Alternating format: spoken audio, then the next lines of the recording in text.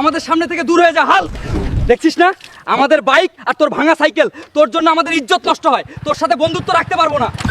হায় রে জীবন, টাকা না থাকলে একসময় বন্ধুরাও খোটা দেয়, আজ আমাকে সবাই দূরে সরিয়ে দিল। একদিন আমি তাদের থেকেও বড় লোক হয়ে দামি বাইক চালাবো। স্যার এই বাইকটার দাম কত? আমার এমন বাইক কেনার অনেক শখ।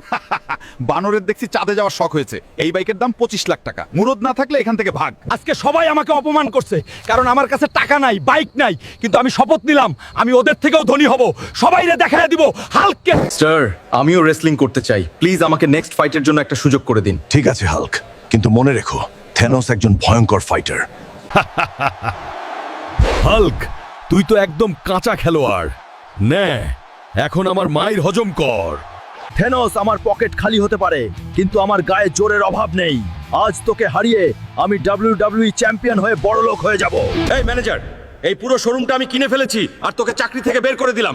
এখন তুই ভাগ। আমাকে মাফ করে দেন হাল্ক স্যার, আমার পেটে লাথি মারবেন না। আরে এটা হাল্ক না? আর ওর কাছে এই কাওয়াসাকি বাইক কিভাবে আসলো?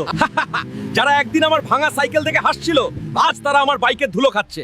লাইফে এমন কামব্যাক করতে চাইলে জলদি সাবস্ক্রাইব করে দাও।